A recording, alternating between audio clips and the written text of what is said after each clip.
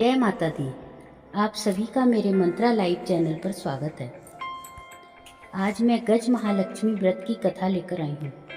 अश्विन मास कृष्ण पक्ष की अष्टमी तिथि को पुत्र की आयु, आरोग्य, लाभ और सभी के कल्याण के लिए महालक्ष्मी पूजा का विधान है। भादो मास के शुक्ल पक्ष की अष्टमी तिथि से अश्विन मास के कृष्ण पक्ष की अष्टमी तिथि तक महालक्ष्मी जी की पूजा की जाती है। इन 16 दिनों में महालक्ष्मी जी की अर्चना करके कथा पढ़ी व सुनी जाती है। शुक्रवार को माँ लक्ष्मी की उपासना का दिन होता है और माँ को कई रूपों में पूजा जाता है। माँ वैभव लक्ष्मी की पूजा अर्चना हर शुक्रवार को की जाती है। वहीं माँ महालक्ष्मी पूजा साल में एक बार की जाती है। इस पूजन का विशेष बखान शास्त्रों में भी किया गया है। इस व्रत की कथा का पाठ करने से हर मनोकामना पूरी होती है। भाद्रपद शुक्ल अष्टमी के दिन स्नान करके 16 सूत के धागों का डोरा बनाएं और उसमें 16 गांठ लगाएं। इन 16 दिनों में भक्त माता लक्ष्मी की कृपा पाने के लिए उपवास करते हैं। इस दिन माँ लक्ष्मी की पूजा करके 16 दीप जलाकर 16 बोल की कथा 16 बार बोलकर पौराणिक कथा का श्रवण किया जाता है। प्रिय भक्तजनों, आप 16 दिनों तक कथा सुनेंगे। उससे पहले 16 बोल की कहानी 16 बार बोलेंगे, फिर पौराणिक कथा सुनेंगे। माता लक्ष्मी का ध्यान करके कथा का श्रवण करते हैं। हे माँ लक्ष्मी, चारों दिशाओं में आपकी जय जयकार होती रहती है। आप ही जगत की पालनहार हैं और आप ही स्थूल रूप में इस जगत में समाई हुई हैं। हे माँ लक्ष्मी, आप हमें अपना आशीर्वाद प्रदान कीजिए। हम सभी आपके सभी रूपों को बारंबार प्रणाम करते हैं। हे माँ लक्ष्मी, विद्या लक्ष्मी, सौभाग्य प्रदान करने वाली माँ लक्ष्मी, हे माँ अमृत स्वरूपा, हे सत्य स्वरूपा, वैभव लक्ष्मी, हे योग्य लक्ष्मी, हम सभी आपको बारंबार प्रणाम करते हैं। 16 बोल की कथा आपको नमन करते हैं। अमोती दमोती रानी, कोल्हापुर ऊंचो सो परिपाटन, गांव जहाँ के राजा मगरसेन, दमयंती रानी कहे कहानी, सुनो हो महालक्ष्मी देवी, रानी हमसे कहते तुमसे सुनते, 16 बोल की कहानी। श्री महालक्ष्मी व्रत कथा। श्री गणेशाय नमः। एक समय महर्षि श्री वेद व्यास जी हस्तिनापुर पधारे। उनका आगमन सुन महाराज धृतराष्ट्र उनको आदर सहित राजमहल में ले गए। स्वर्ण सिंहासन पर विराजमान कर चरणोदक ले उनका पूजन किया। श्री व्यास जी ने माता कुंती तथा गांधारी से हाथ जोड़कर प्रश्न किया, हे महामुने, आप त्रिकालदर्शी हैं, अतः आपसे हमारी प्रार्थना है कि आप हमको कोई ऐसा सरल व्रत तथा पूजन बताएं जिससे हमारा राज्य, लक्ष्मी, सुख, संपत्ति, पुत्र पौत्रादि व परिवार सुखी रहे। इतना सुन श्री वेद व्यास जी कहने लगे, हम एक ऐसे व्रत का पूजन व वर्णन कहते हैं जिससे लक्ष्मी जी का निवास होकर सुख समृद्धि की वृद्धि होती है।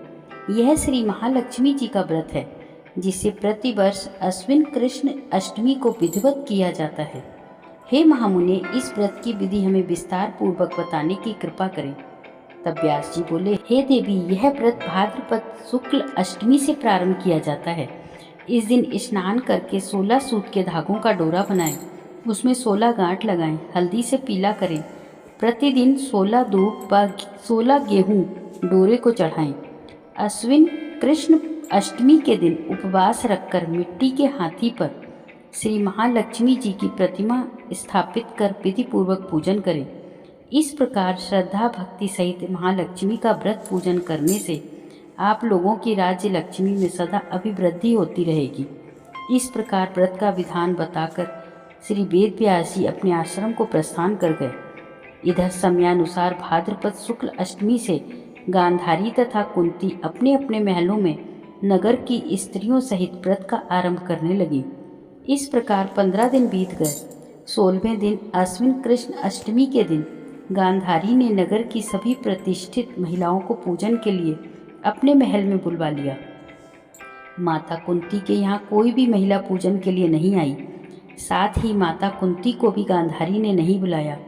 ऐसा करने से माता कुंती ने अपना बड़ा अपमान समझा। उन्होंने पूजन की कोई तैयारी नहीं की एवं उदास होकर बैठ गईं।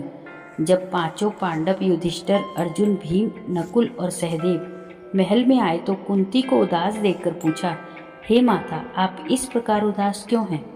आपने पूजन की तैयारी क्यों नहीं की? तब माता कुंती ने कहा, हे पुत्र, आज महालक्ष्मी के व्रत का उत्सव गांधारी के महल में मनाया जा रहा है।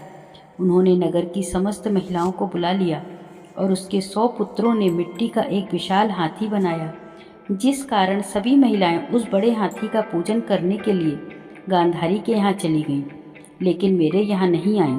यह सुनकर अर्जुन ने कहा, हे माता, आप पूजन की तैयारी करें और नगर में बुलावा लगवा दें कि हमारे यहाँ स्वर्ग के ऐरावत हाथी की पूजन होगी।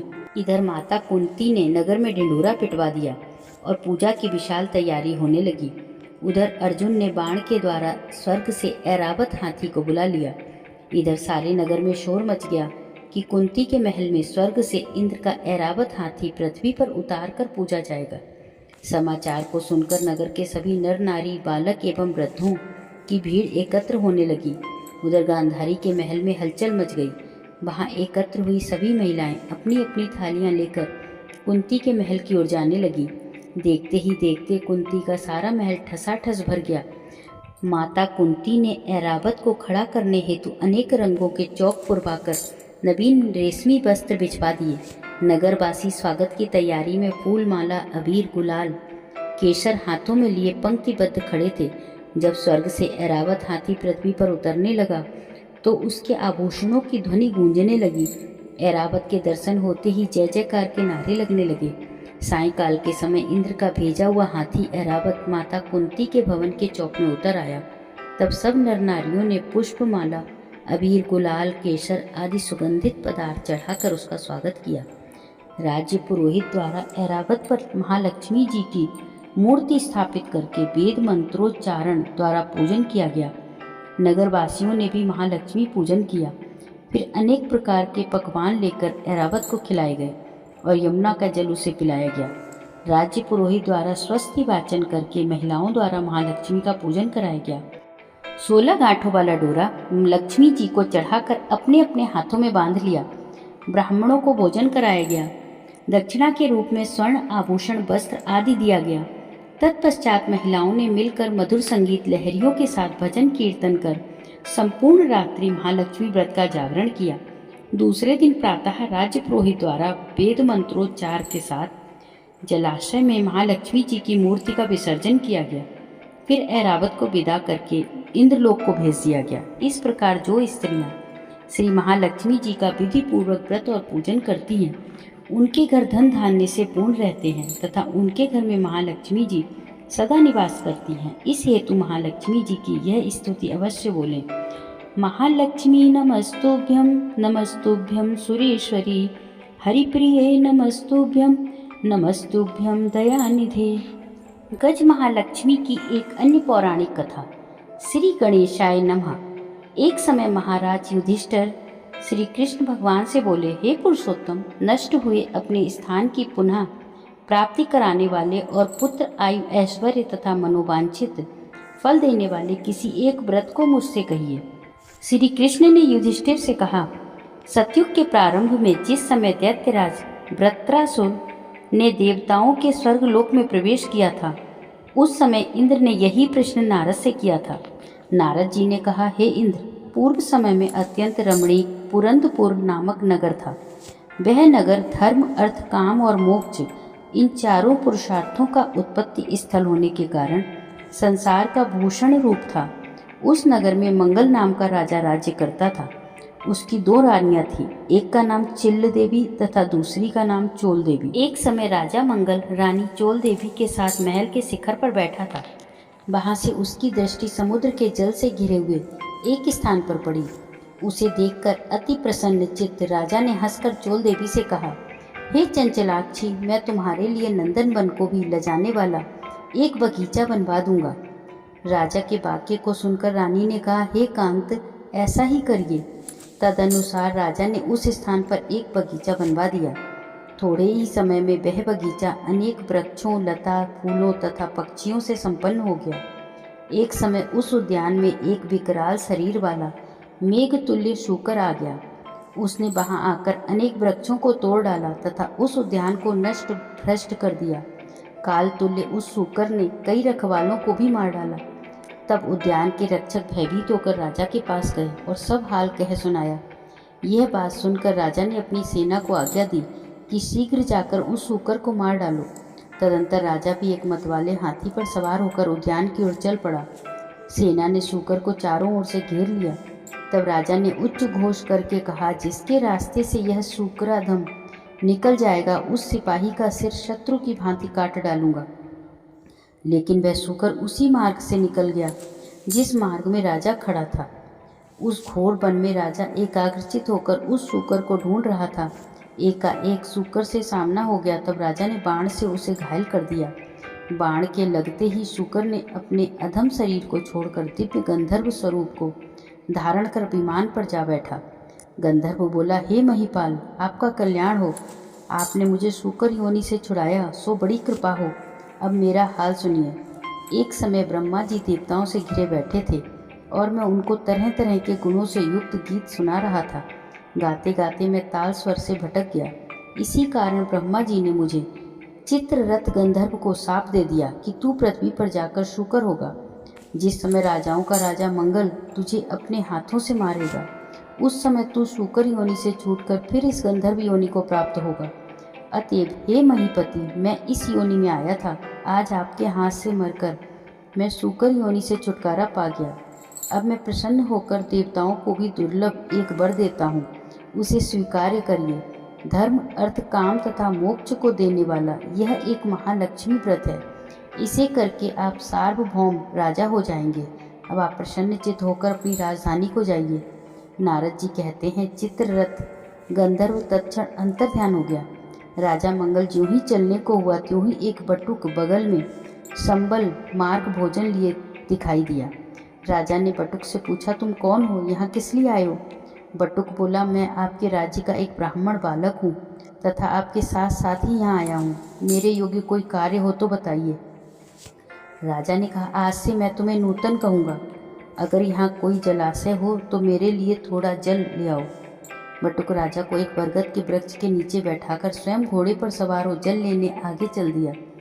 थोड़ी ही दूर जाने पर उसे एक अति रमणीक तालाब दिखाई दिया, मानो स्वयं भगवान विष्णु एवं लक्ष्मी जी का इस निवास स्थान हो। वह तालाब स्वच्छ जल से भरा हुआ तथा कमल पुष्पों से सुशोभित हो रहा था। तालाब के किनारे अनेक स्त्रियां कथा कह रही थी। बटुक ने स्त्रियों को अपना परिचय दिया तथा उनसे व्रत कथा के बारे में पूछा। स्त्रियों ने कहा, हमने महालक्ष्मी जी का व्रत किया है, सो उनकी कथा कह रहे हैं। स्त्रियों ने बटुक को व्रत की विधि तथा फल बताया। स्त्रियों ने कहा कि तुम इस उत्तम व्रत को करो तथा अपने राजा से भी कराओ। यदि कोई उत्तम व्यक्ति मिल जाए तो उससे भी व्रत कराओ, किंतु नास्तिकों के सामने यह व्रत कभी ना कहना। वह बटुक स्वयं पानी पी एवं घोड़े को पानी पिला। राजा के लिए जल लेकर घोड़े पर सवार होकर चल दिया। राजा को जल देकर उक्त व्रत का महात्म्य बताया और अनेक प्रकार की सामग्री एकत्र करके राजा से व्रत कराया। तदंतर वह राजेंद्र घोड़े पर सवार होकर ब्राह्मण बटुक के साथ अपनी पुरी के निकट पहुंचा। अपने राजा को आते देखकर पुरवासियों ने तुरही आदि बाजाओं को बजाते फूल मालाओं से उनका स्वागत किया। स्त्रियों के द्वारा फेंके हुए धान के लागों से पूजित हो उस ब्राह्मण बटुक के साथ राजा मंगल अपनी पट रानी चोल देवी के महल में गया। जाते ही रानी ने राजा के हाथ में एक डोरा बंधा देखा। इस पर रानी ने अत्यंत क्रोधित होकर कहा कि मालूम होता है राजा शिकार के बहाने किसी दूसरी स्त्री के पास गया था। उसी के सौभाग्य के लिए राजा ने हाथ में यह डोरा बांध रखा है। उसी का भेजा ये ब्राह्मण बालक भी मुझे देखने यहाँ आया है। ऐसा विचार करके चोल देवी ने राजा के हाथ में बंधा डोरा तोड़कर पृथ्वी पर डाल दिया। संयोगवश उसी समय चिल्ल देवी की एक दासी कुछ देखने आई थी। उसने वह डोरा उठाकर उस ब्राह्मण बटुक से उसका कारण पूछा। बटुक ने दासी को सारी बात बताई और व्रत के बारे में भी बताया। तब दासी ने चिल्ल देवी के पास जाकर वह व्रत बताया और ब्राह्मण को बुलाकर विधिवत महालक्ष्मी जी का उत्तम व्रत व पूजन किया। 1 वर्ष बाद महालक्ष्मी के दिन चिल्ल देवी के महल में बाजाओं का शब्द हुआ। यह शब्द राजा मंगल ने भी सुना। तब राजा को महालक्ष्मी के व्रत का ध्यान आया और वह बटुक से कहने लगा, अरे आज महालक्ष्मी की पूजा का दिन है, मेरा वह डोरा कहाँ है? यह पूछने पर बटुक ने चोल देवी के द्वारा डोरा तोड़े जाने की बात बताई। यह सुनकर राजा चोल देवी पर कुपित हुआ और कहने लगा, आज मैं चिल्ल देवी के साथ ही पूजन करूंगा। तब राजा बटुक के साथ चिल्ल देवी के महल में गया। तब ही लक्ष्मी जी एक वृद्धा का रूप धारण कर चोल देवी के महल में उसकी परीक्षा लेने गई। चोल देवी ने वृद्धा को बुरा भला कहकर वहां से चले जाने को कहा। तब वृद्धा रूपी महालक्ष्मी ने चोल देवी को श्राप दिया, तू शुक्रमुखी हो जा और यह मंगलपुर कोलापुर हो जाए। तभी से यह नगर कोलापुर कहलाने लगा। लक्ष्मी जी वहाँ से चलकर चिल्ल देवी के महल में आईं तो वहाँ अनेक प्रकार से उनकी सम्मानपूर्वक पूजा हुई। पूजन के बाद चिल्ल देवी ने साक्षात लक्ष्मी जी का पूजन किया। तब लक्ष्मी जी बोली, मैं तुमसे पूर्णतः संतुष्ट हूँ, तुम जो चाहो सो वर मांग लो।